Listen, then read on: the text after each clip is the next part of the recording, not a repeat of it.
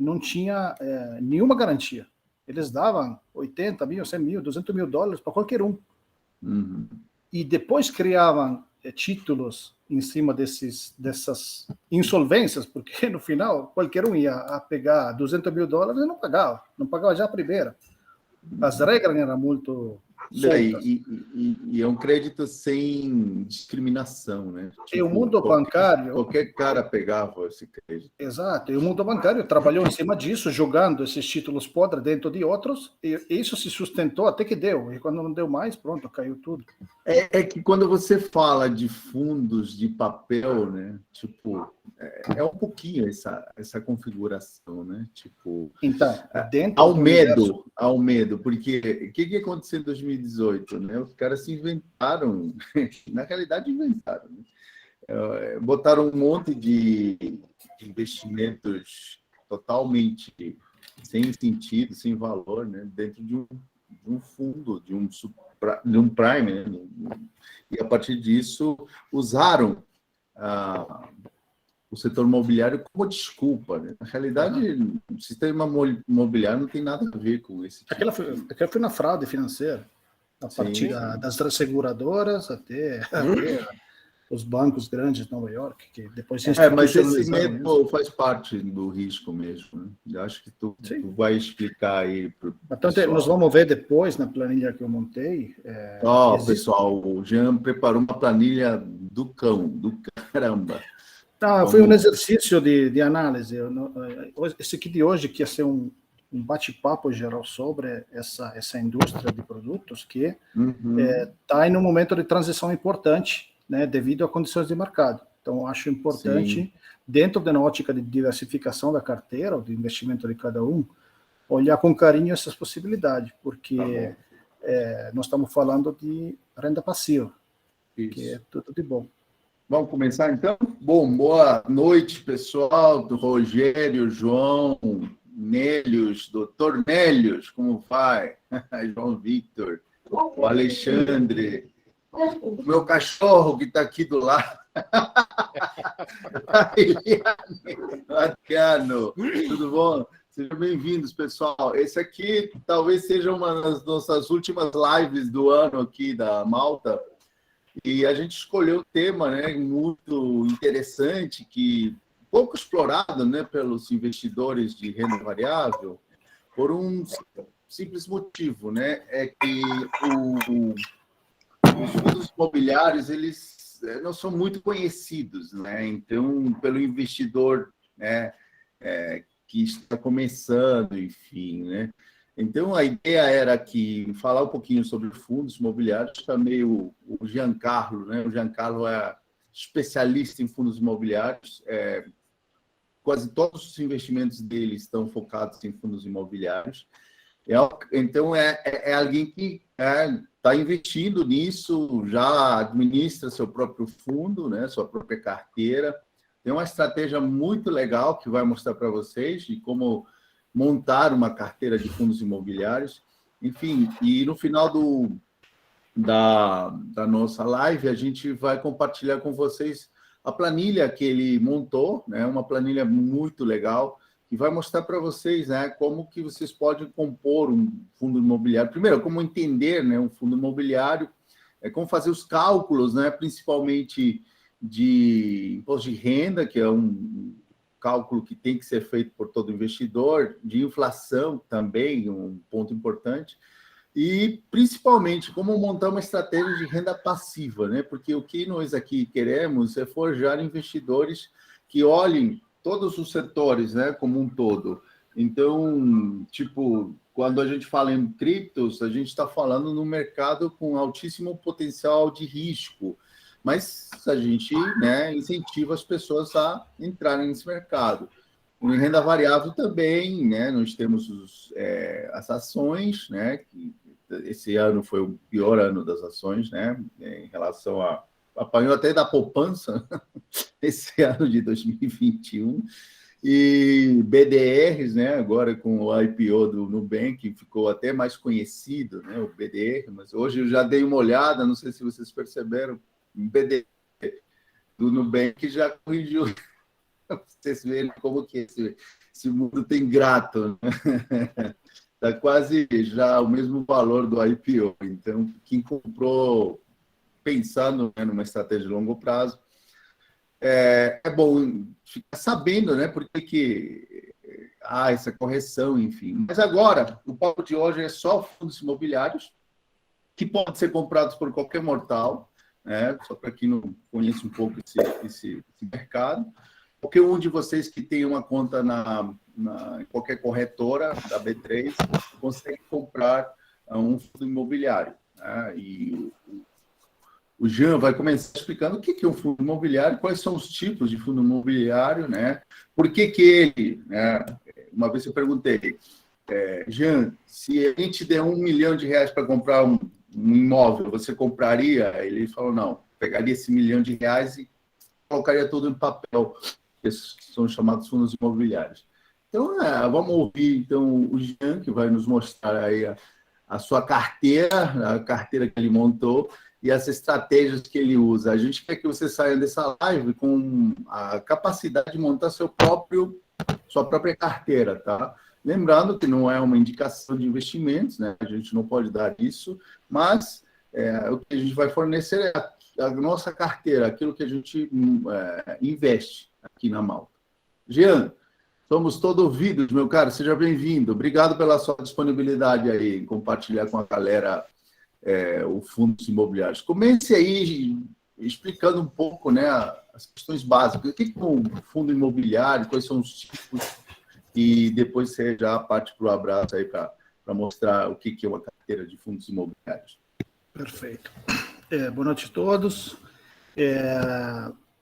O que é um fundo imobiliário? O fundo imobiliário é um produto de renda variável. Isso é sempre bom lembrar, né? Faz parte do universo da renda variável porque ela é exposta à variação do valor da cota. Mas, no final, o que é? É um grupo de investidores que se reúnem, não de uma maneira autônoma, mas de uma maneira organizada pela CVM, que investem em cotas de um investimento chamado fundo imobiliário.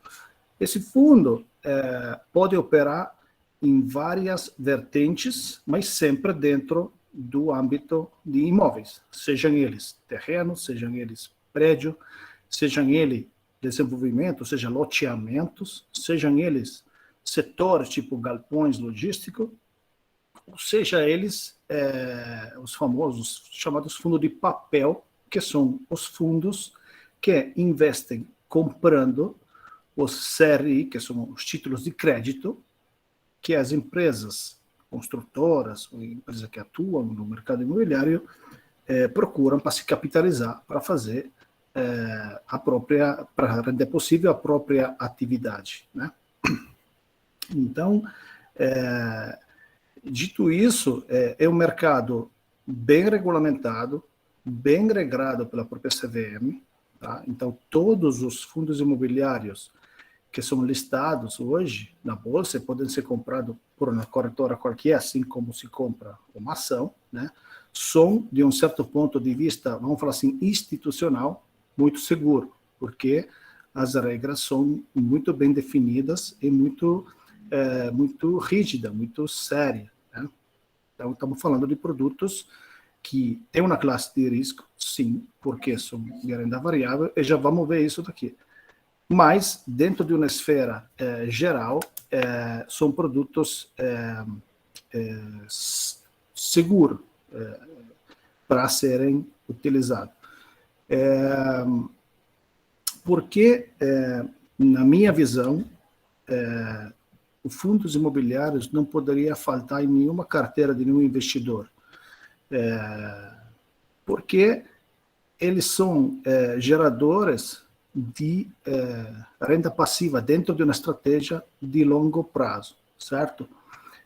São, no meu entender, um instrumento melhor para colocar em prática os juros compostos, os juros sobre juros, né? Eles proporcionam, tem determinadas regras, mas fundamentalmente eles têm algumas peculiaridades.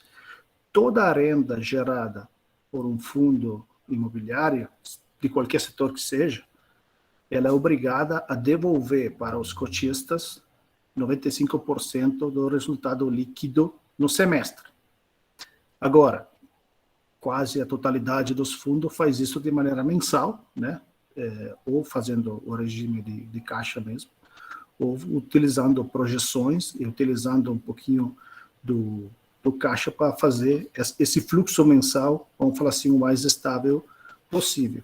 E uma outra coisa muito interessante que não podemos esquecer é que os dividendos, eles são isentos de imposto de renda para a pessoa física, né? Já para a pessoa jurídica não.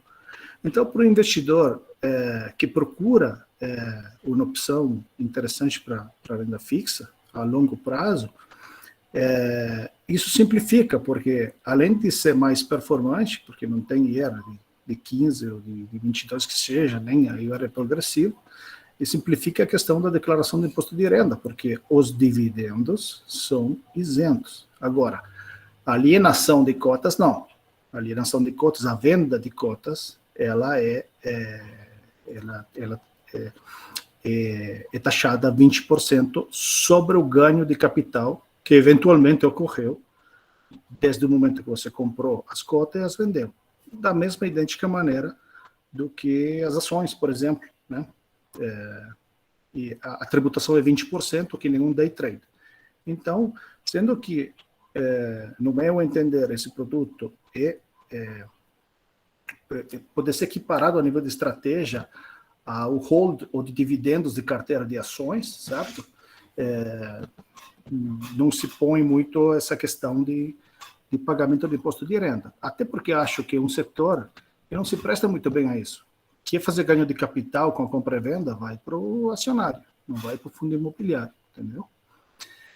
E eu queria começar mostrando para vocês uma carteira que a gente compôs no mês de março passado, quando fizemos uma live parecida, para demonstrar o porquê, para mim, esse produto merece a atenção, né? E posteriormente iremos avaliar uma outra planilha que eu fiz para mostrar para vocês que nesse exato momento estamos vivendo uma transição decorrente das condições econômicas do momento, que irão acontecer no próximo ano, né? Então, eu vou compartilhar a primeira planilha. Vamos ver se me fala se você consegue enxergar direito. Está carregando.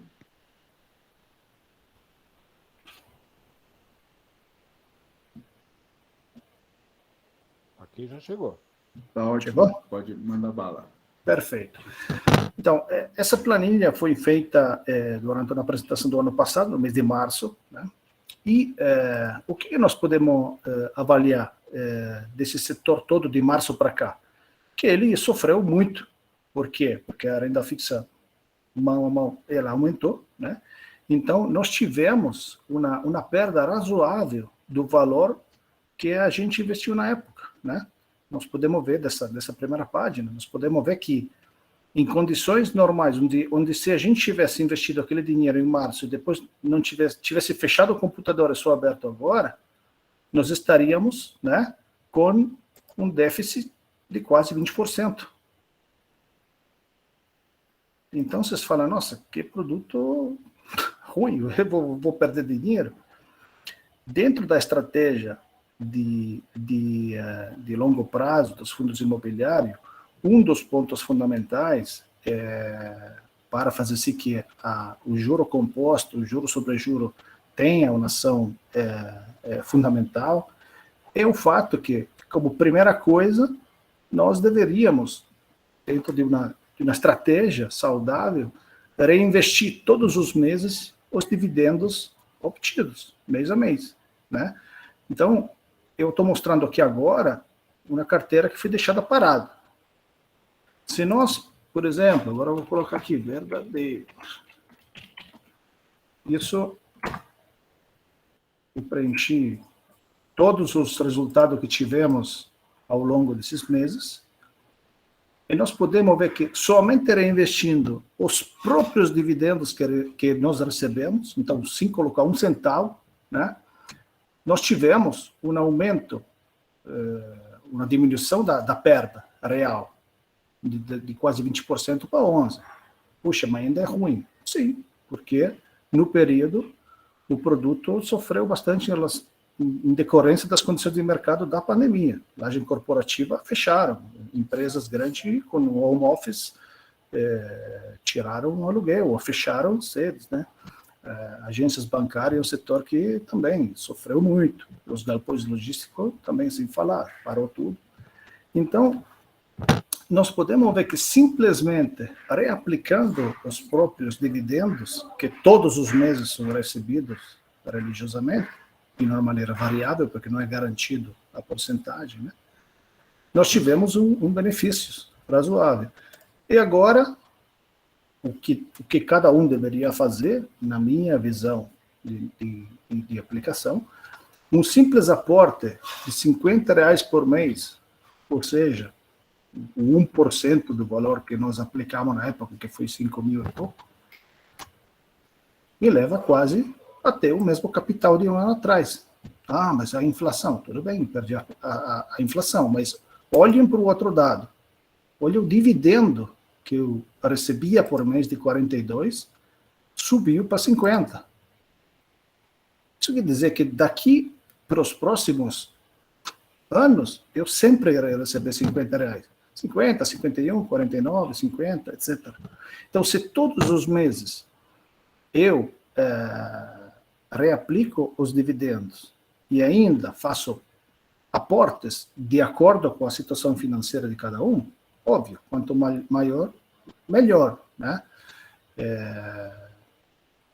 Nós podemos ver que com R$100 eu já tenho um ganho de capital em relação ao valor investido.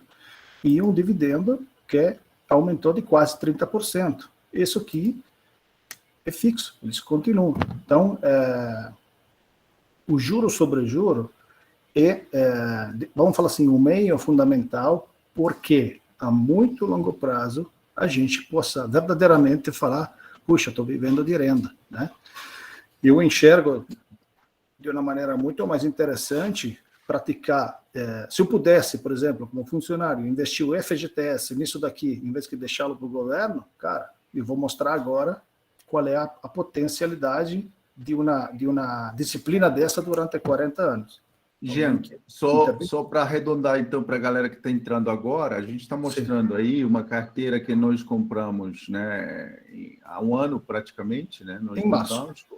Foi em março, né? A gente colocou R$5 mil, compramos 6 cotas de renda logística, 10 títulos de valores imobiliários, 5 papéis de shopping, 5 de renda de títulos de valores imobiliários, papel, né? 5 e 6, e 5. E o renda híbrido, né? De 5 papéis. E aí, você como administrador dessa carteira, você reinvestiu todo mês, independente do valor do papel, os dividendos mensais, né? Que cada um desses papéis te rendeu. Além disso, você colocou por mês mais R$100, né? Distribuídos nesses papéis aí que compõem a carteira.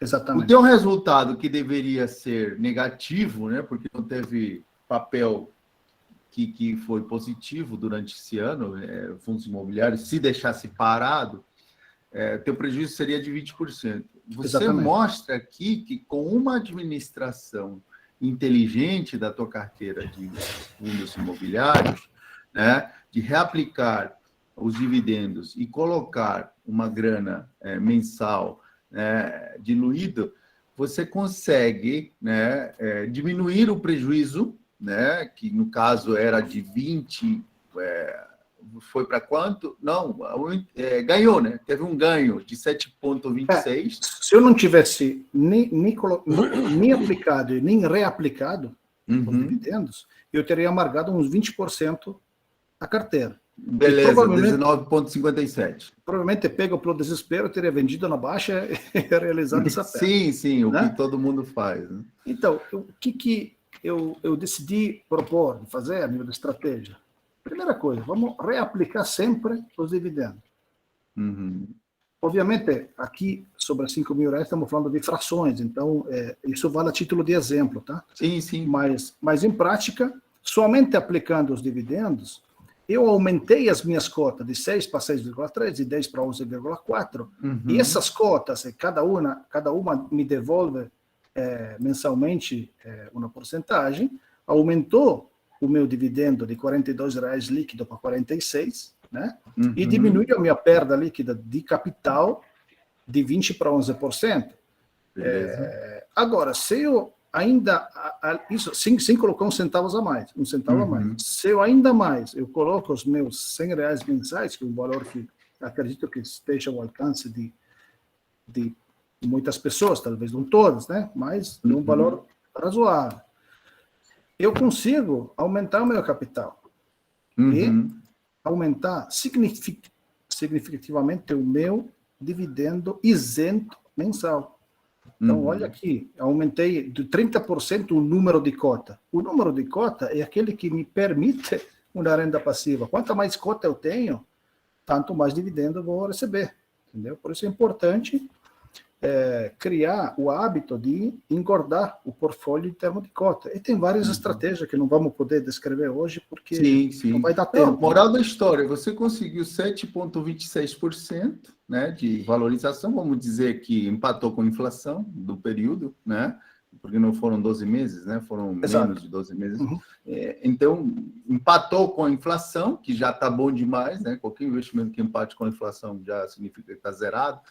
E, além disso, você gerou 27%, né, de dividendos, né, que seria a renda passiva que a gente prega com esses fundos imobiliários. Né? Exato.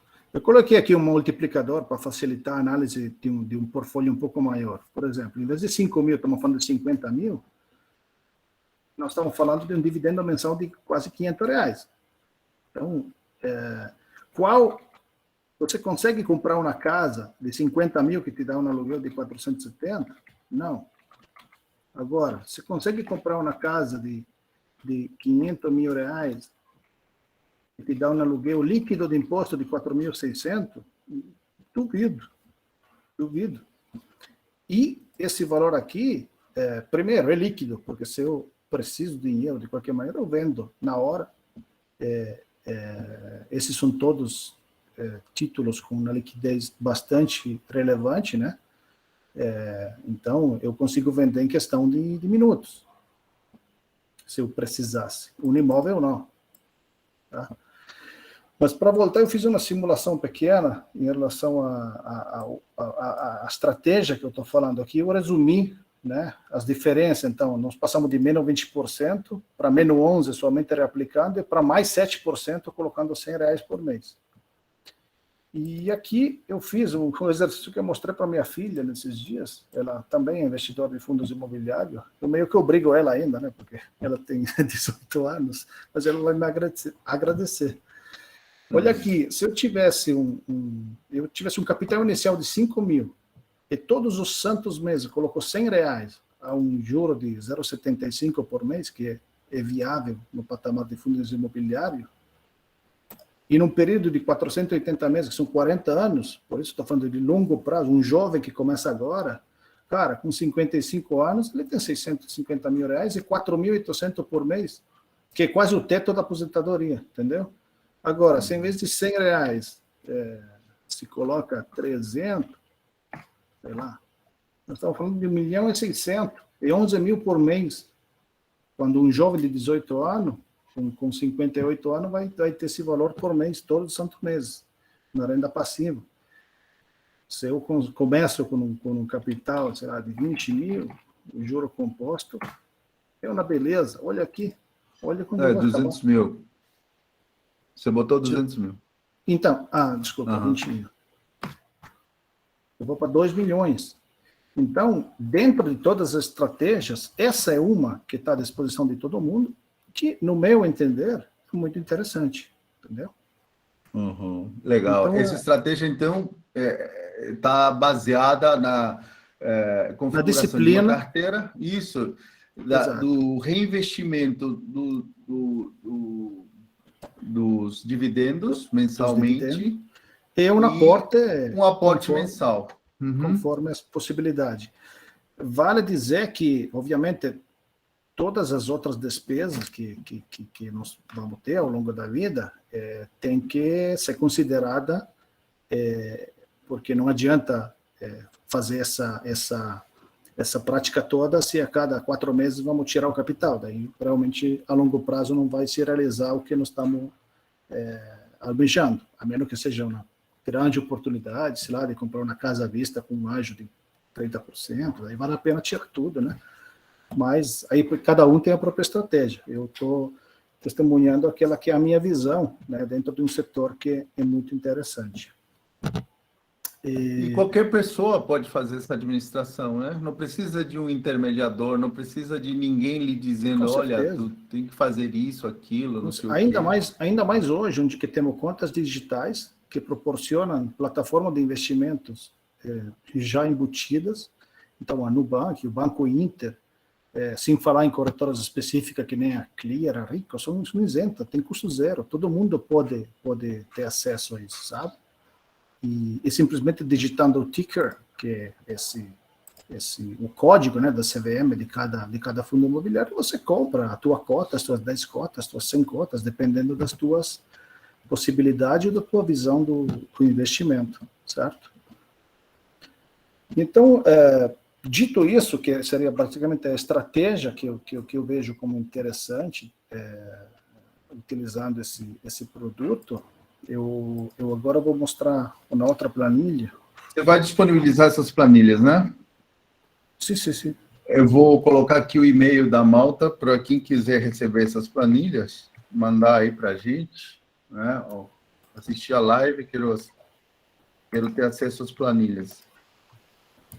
É só mandar um e-mail, pessoal, para esse e-mail da Malta, e aí a gente envia as planilhas. O que eu fiz? Eu fiz um exercício que faz parte da minha prática, algo que eu faço de maneira recorrente. Então, como primeira coisa, de onde eu busco essas informações? De um site que é de graça também, né? Você pode fazer o teu cadastro. Óbvio, tem um plano de pagamento que te dá mais informações, mas já o básico te dá todas as informações que você precisa. Esse Status Invest, acredito que a maioria de vocês conhece. Mas, no caso, anotem, porque realmente não é só fundo imobiliário, tem outros ativos, né? E o que eu fiz? Eu fiz um filtro na parte específica aqui, de FIIs de fundos imobiliários, falando assim, o cara seria Status Invest, eu quero que você me filtre todos os fundos imobiliários que proporcionem, como mínimo, 7% ao ano, que está aqui.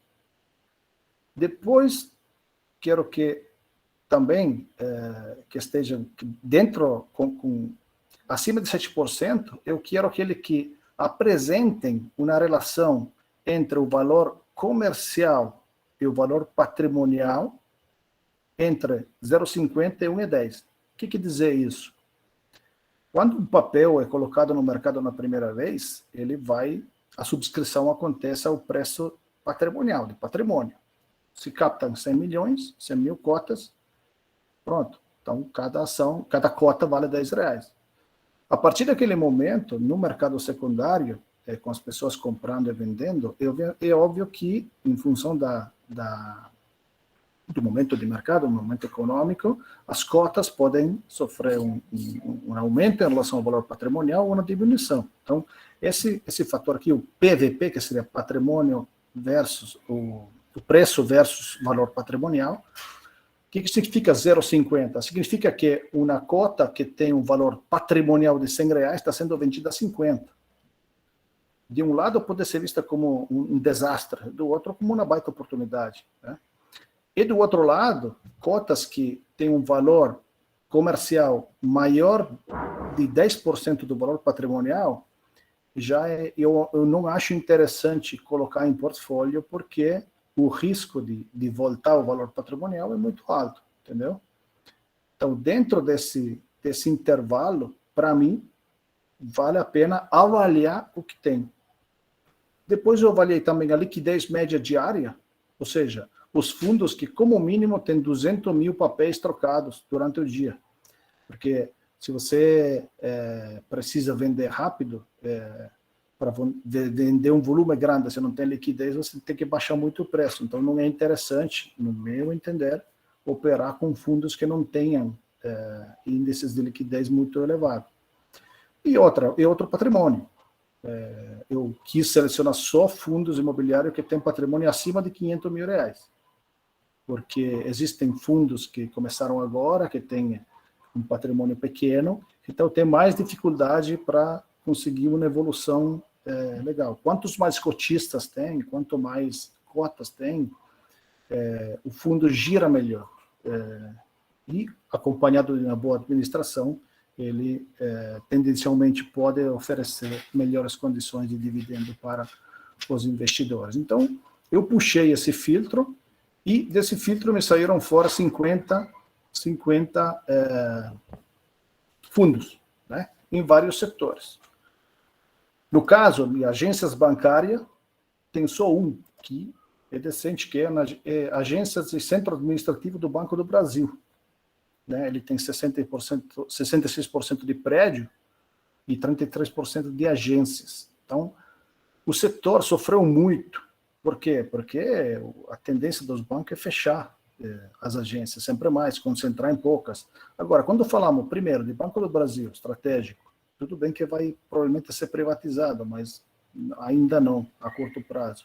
Quando eu falo de prédios comerciais, onde está o administrativo dos grandes bancos, é muito difícil que sofra a mesma ação de corte, né, das agências, por exemplo.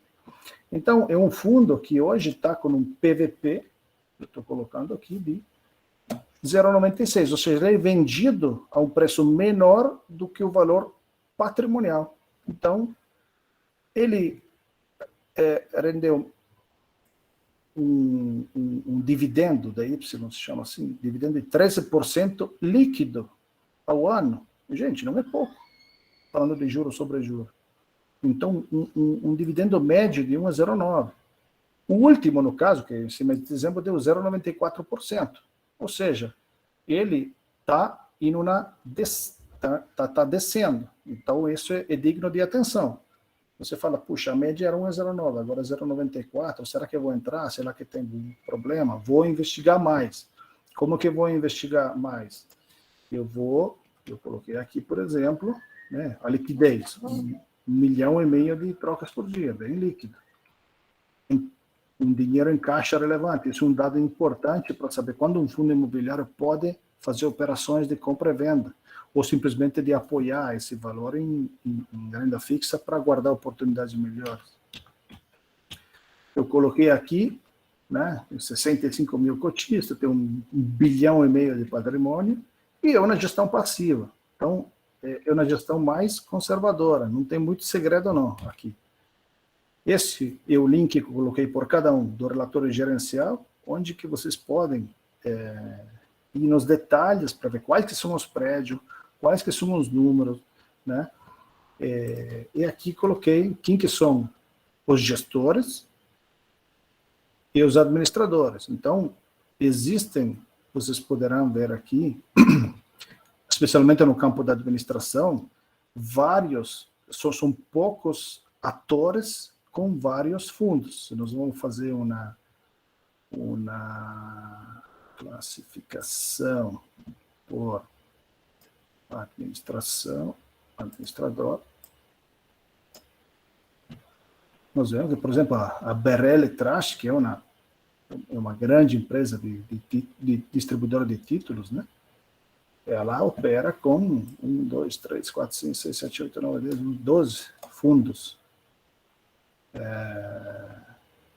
Isso é significativo, não é uma administradora, uma distribuidora que começou ontem.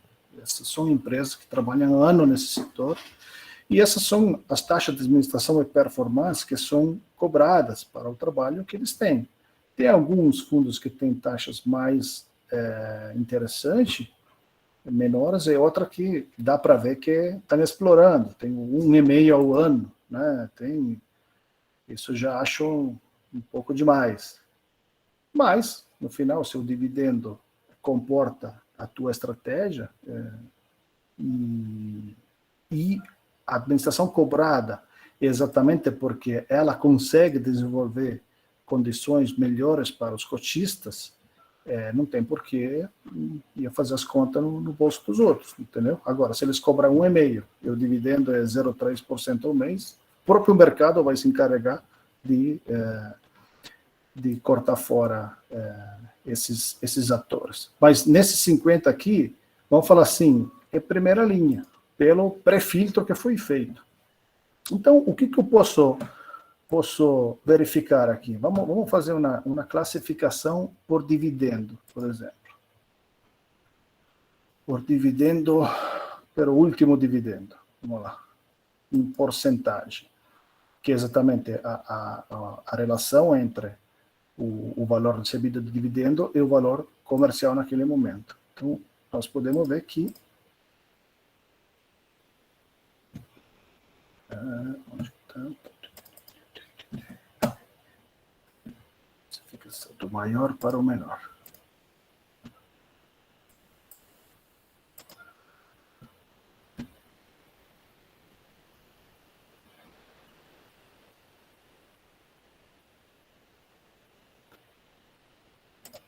Nós temos aqui esse setor de papel, né, que hoje é aquele que está performando mais.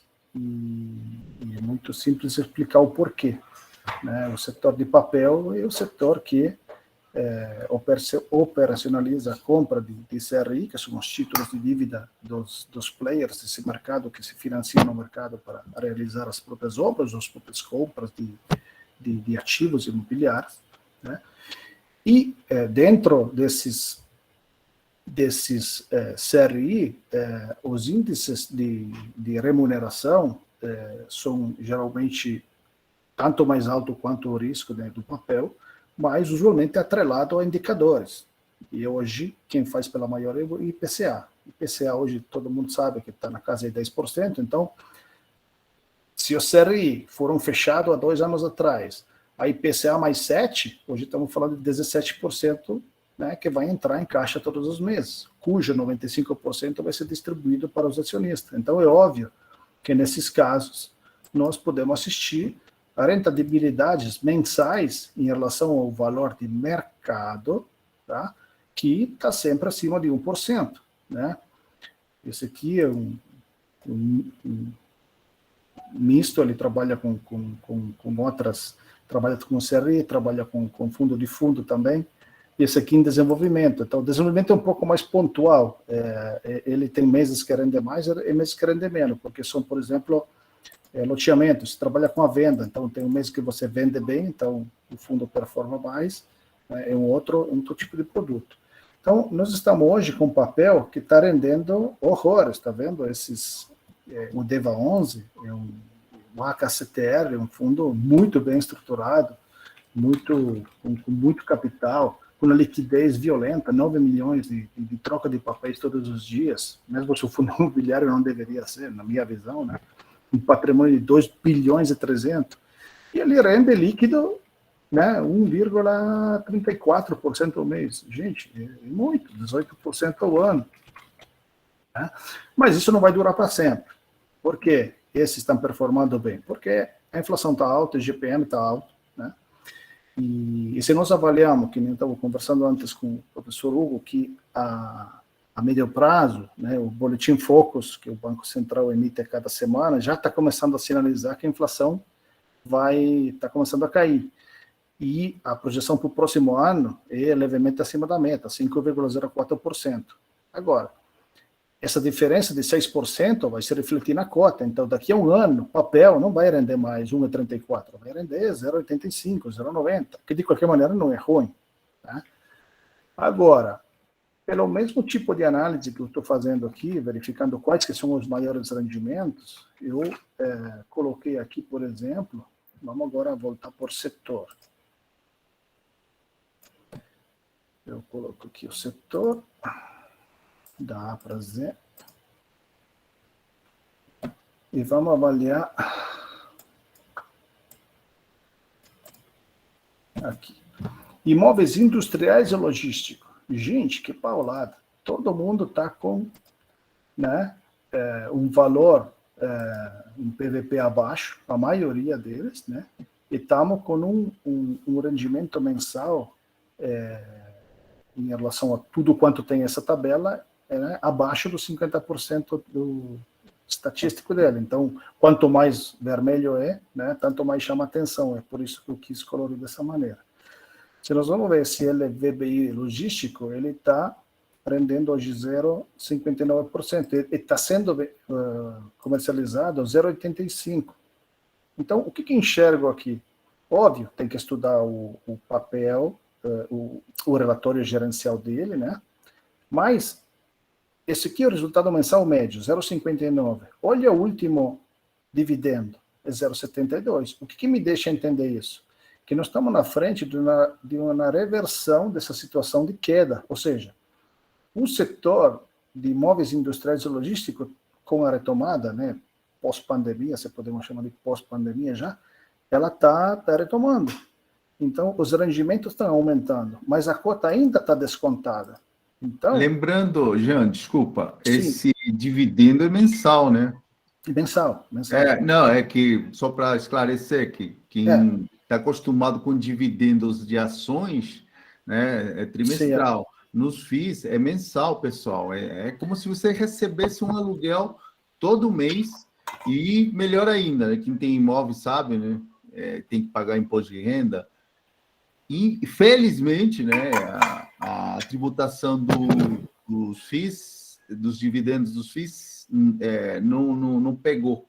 Então, essa nova reformulação, né, do imposto.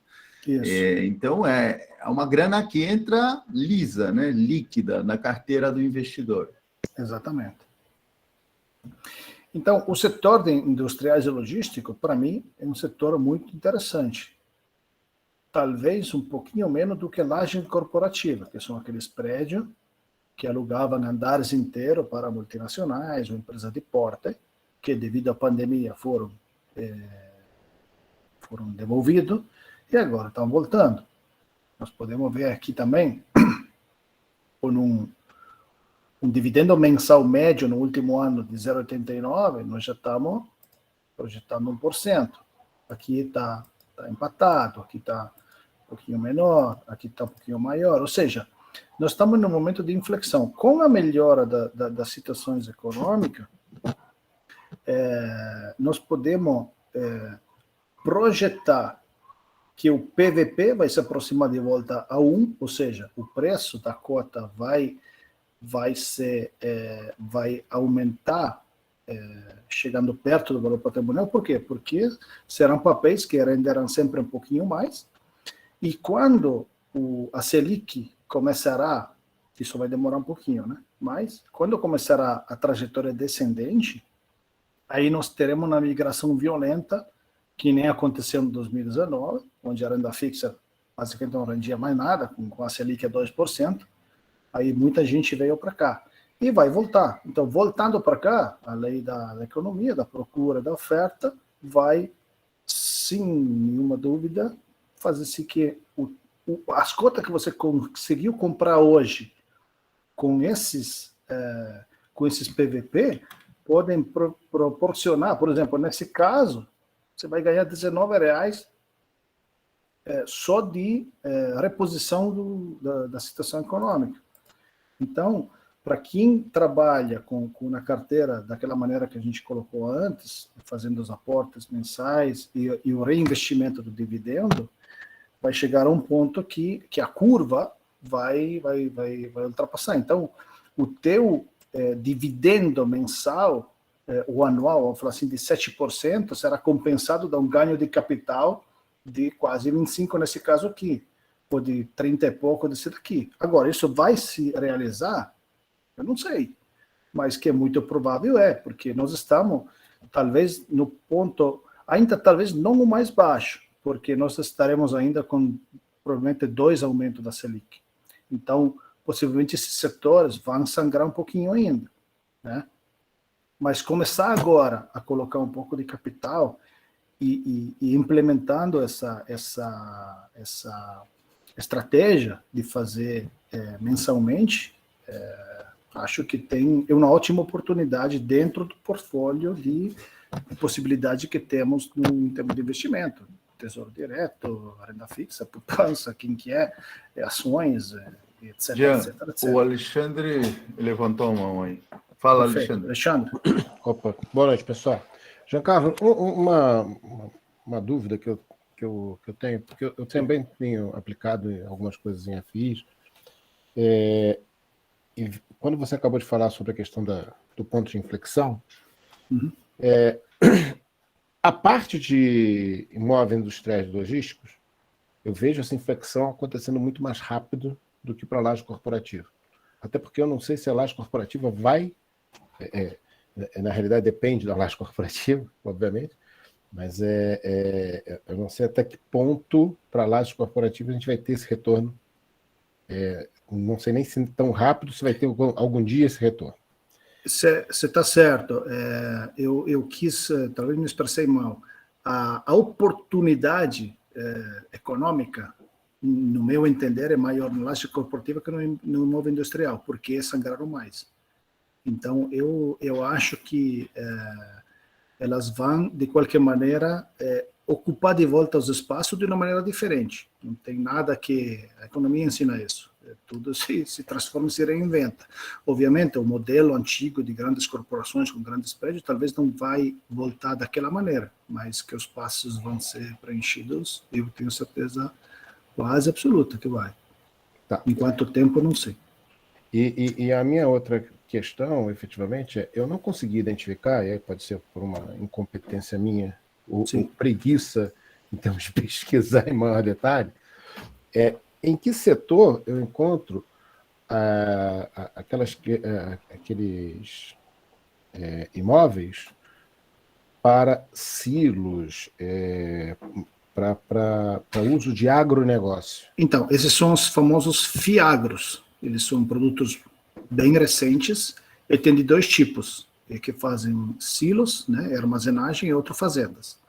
Tem muitas fazendas que elas estão fechando contratos de sales and leaseback, ou seja, vendem a fazenda para um fundo, montam um aluguel, né, por 10 anos com opção de recompra futura.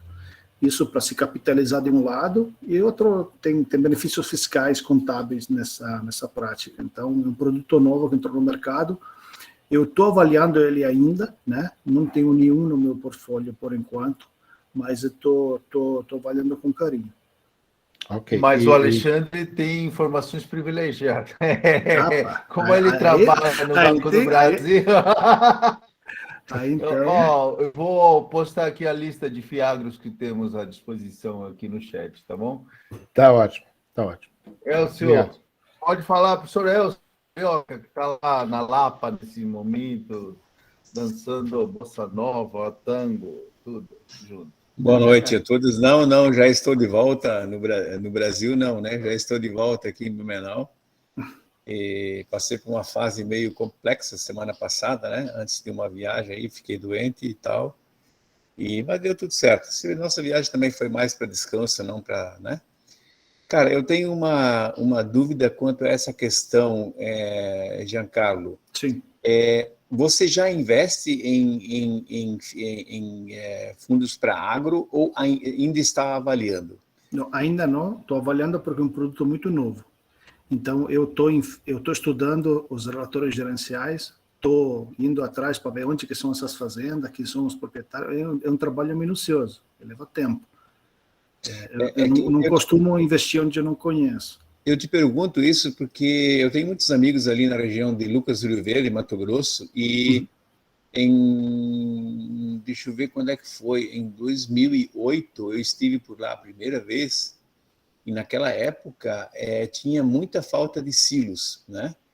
Então, você montava num terreno do próprio governo, eles cediam o governo, a área para você montar o silo, né? O custo na época era 350 mil por silo, eu achei caro, pesado, né? Porque lá tu compra quase uma fazenda, na época eu comprava uma fazenda de 400 mil hectares, né? De 400 hectares, aliás.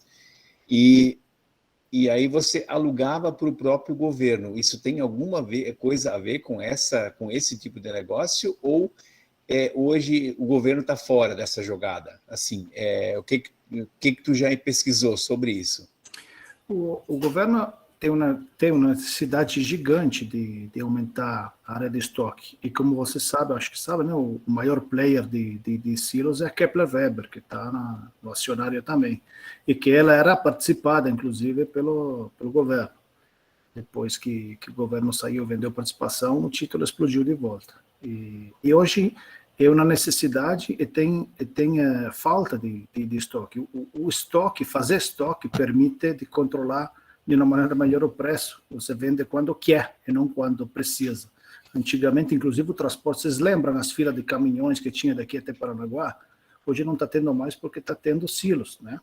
Então, é um setor que precisa de capital. E o FIAGRO vem para dar capital, exatamente para construir silos ou para comprar silos e alugá-lo para essas empresas, né?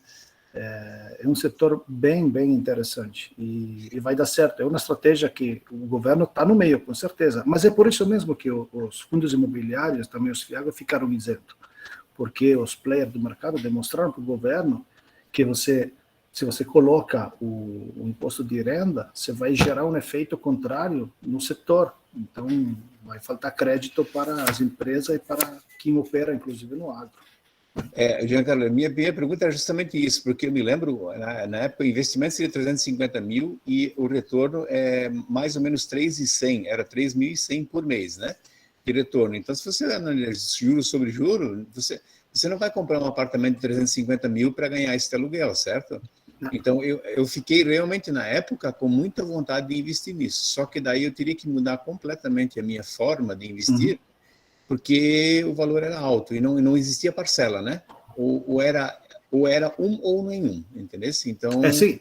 Então, hoje, exatamente, o FIAGRO, assim como os FI, permitem de você comprar todos os ativos que você quer, de um prédio na Faria Lima até um silo lá no Mato Grosso, uma fatia, óbvio, a parte que cabe dentro do bolso, dentro da tua estratégia. Hoje isso é possível fazer dessa maneira, coisa que antigamente não era.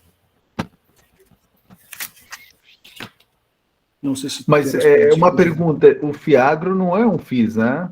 É um fundo, é isso? São fundos de investimentos. Sim, mas não dá para comprar na B3, né? Dá. Assim. Dá. Eu listei aqui, peguei aqui uma lista de 16 fundos FIAGROS, chamados FII. E tem até da XP aí. Eu acho interessante. Outro, tem...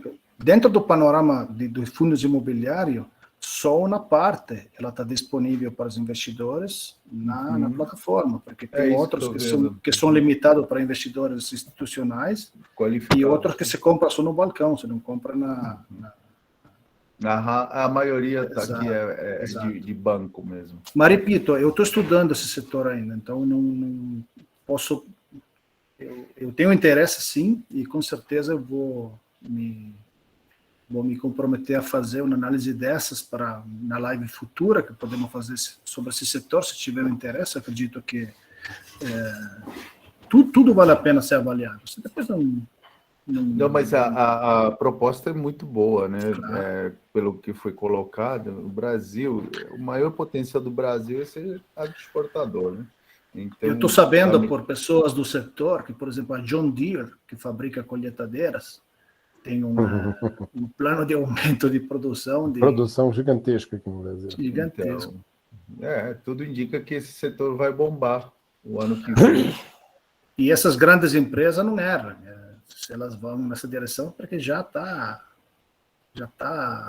rolando. Não é que daqui, vamos ver se vão produzir daqui a 5 anos tanto. Não. Eles já estão se preparando hoje para que daqui a 5 anos seja possível produzir e vender 300% a mais de produtos, de colheitadeiras, tratores, ou seja, máquinas para o agro, né? Ele só tem uma dificuldade porque a máquina é verde, né? E nem todo mundo gosta do Palmeiras.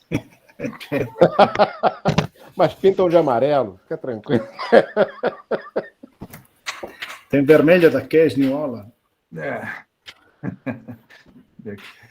Mas, legal, bom, então, essa planilha então também está disponível para quem quiser, só mandar um e-mail aí. Eu queria só finalizar com não, fique à vontade.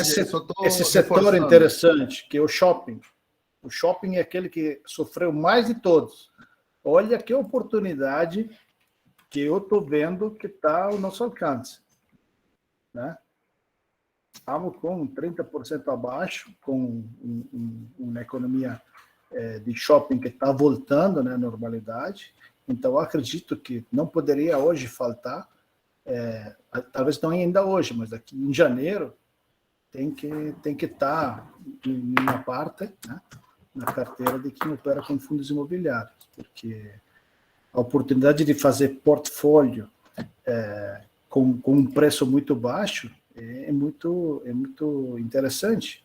Uma vez que você compra esse preço, você fixou o teu dividendo. E com o aumento de aluguel de lojas que foram largadas, agora estão voltando, vai aumentar o DY em reais, o dividendo em reais, mas a porcentagem sobre o preço vai ser muito maior. Você comprou 73 quando o preço patrimonial é 94, entendeu? Então você fixou o teu dividendo lá na casa de 1%, 1 a 2%, que para um fundo de shopping é muito, sabe? Então são essas oportunidades que eu estou vendo que vale a pena de avaliar, né? Conhecendo os riscos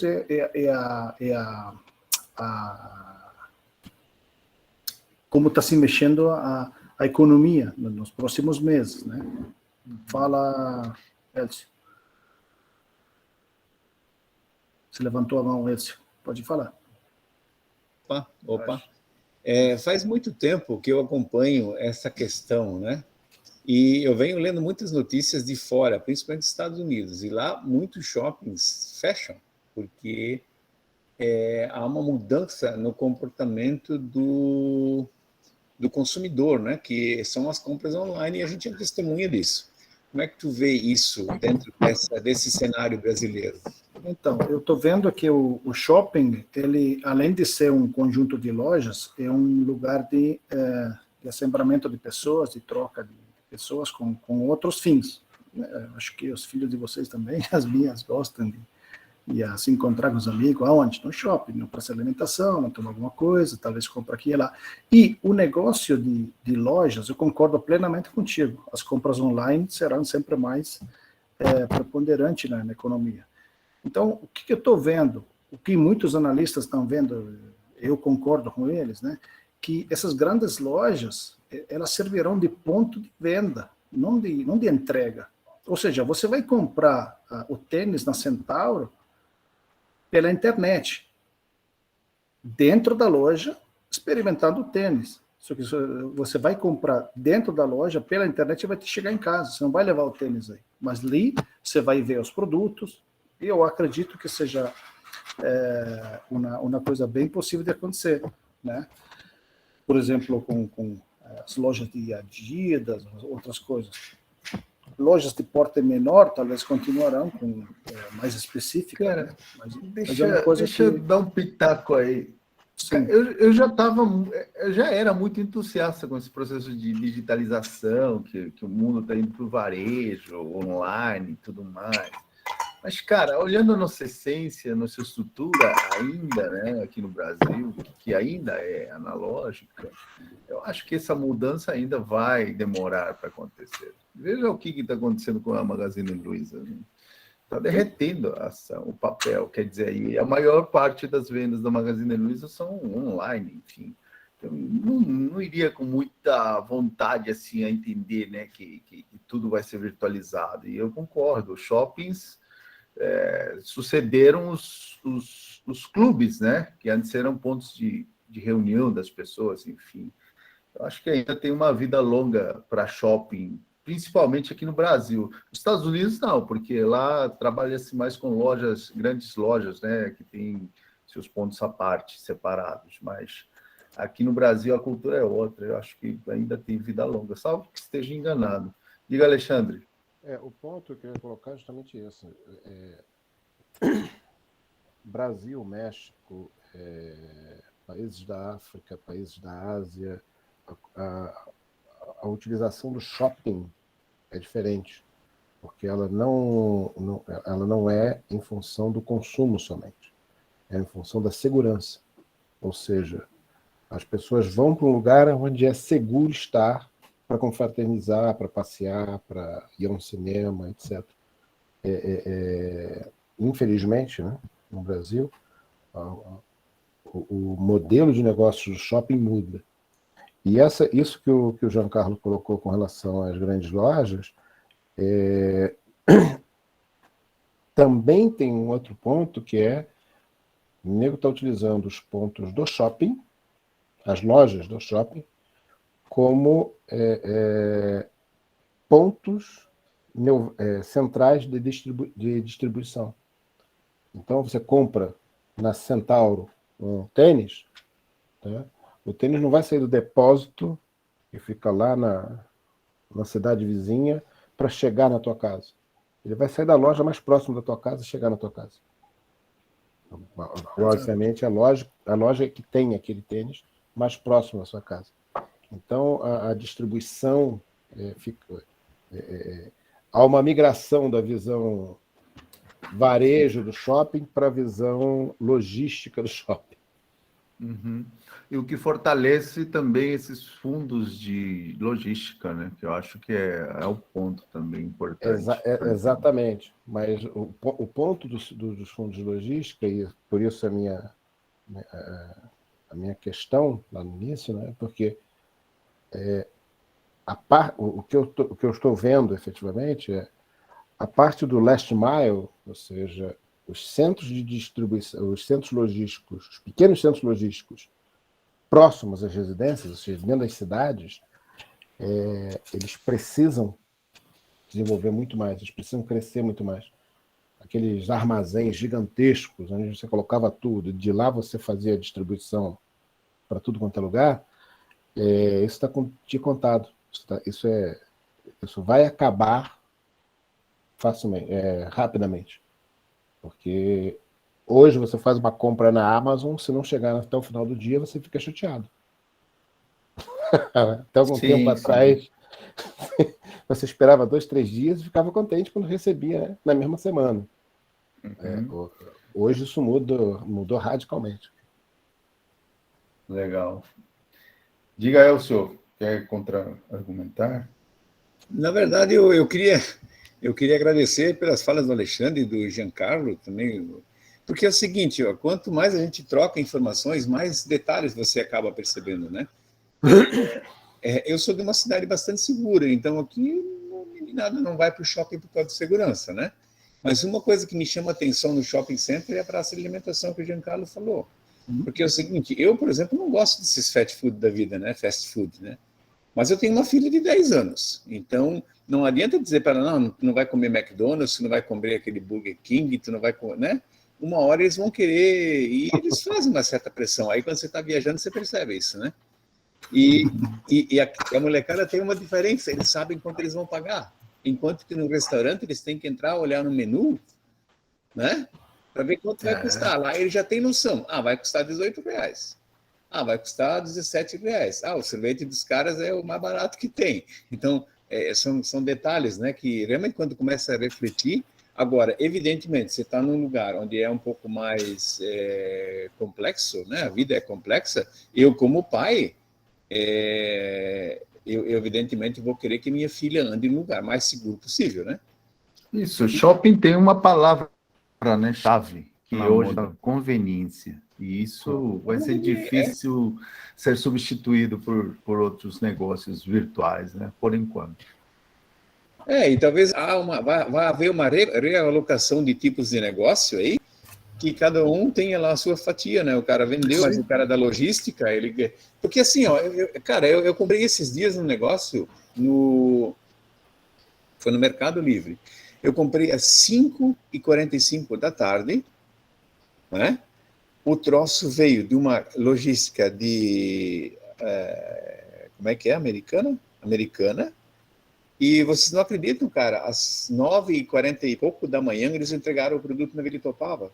Ou seja, eles têm um centro de distribuição em Campinas, dali embarcou, foi para Florianópolis foi para Brusque, se não me engano, e Brusque veio para cá. Isso durante um ano, não demorou 24 horas. Os caras fazer um esquema logístico desse. Porque, assim, é um pouco diferente, né, que foi citado aqui. A nossa geração, tu vai comprar um tênis, tu vai levar ele para casa, né? Eles já não, para eles já vai ser um certo empoderamento, né? Eu compro e mando entregar. Então é diferente um pouco, né? Talvez não sejam tão imediatistas nesse ponto como a gente talvez era, né? Não sei. Mas é interessante, a observação aqui do valor muito baixo dessas cotas. Tá na promoção. Em outras palavras, Jean, tu poderia dizer que esse setor está em promoção? FIIs? Sim, sim. Hoje sim. Ele está amargando, a gente viu, né, 20% na carteira do ano passado, se a gente não tivesse feito o investimento. Então, como todos os ciclos econômicos, nunca desce para sempre, nunca sobe para sempre. Então, eu vejo como uma boa oportunidade para quem não tem, ou tem pouco, de aumentar um pouco a fatia, conforme o entendimento de investimentos de cada um, óbvio, né? E aquilo que a gente sempre fala para a galera, né? Não é um só investimento, né? A gente não só fala de cripto, não só fala de ações. Pô, diversifica a tua carteira, poupança também é importante. Colocar dólar debaixo do colchão também é importante. Então, quanto mais diversificação, melhor. Galera, acho que a gente já está chegando ao final, né? Não queremos também ficar muito pesados aí. Quem quiser as planilhas do Jean, me manda um e-mail aí no contato@malta.com.br. E Jean é o nosso mentor, né? Quem quiser alguma mentoria para compor alguma carteira, pode contar com a colaboração do Jean, tá? É nesse link aí. O Jean está disponível, né? Não vai para a Itália, né, Jean? Vai ficar por aqui não. mesmo? Até o próximo verão não dá. Se não tiver alguma pergunta, pessoal, estamos aí já fechando essa live. Vai ficar gravada, quem quiser depois, pode acessar de novo. Eu só tenho a agradecer, tá? A oportunidade de ter participado, porque são novos horizontes que se abrem, né? E confesso que eu particularmente não olhava muito para o fundo imobiliário, mas é uma questão de diversificação, como o professor Hugo bem falou. Eu acho que quanto mais diversificado, mais garantido. Sem dúvida. Né? O Jean já vê só as criptomoedas, mas, pô, ele manja pra caramba, e a renda dele passiva está aqui mesmo. Então, que é melhor que o especialista, né? Obrigado, Jean. Valeu mesmo. Obrigado a vocês. Feedback aí no grupo, fica à vontade aí. Valeu, viu, Jean? E quem quiser... Tem gente entrando agora. Já estamos saindo. Bom, vai ficar gravado então, tá? Qualquer coisa, é só entrar em contato, tá? E estamos aí para recebê-los. Tenham uma ótima semana, né? Já estamos quase chegando ao fim. Para o Natal, vamos ver se a gente continua fazendo pelo menos algumas outras lives, né?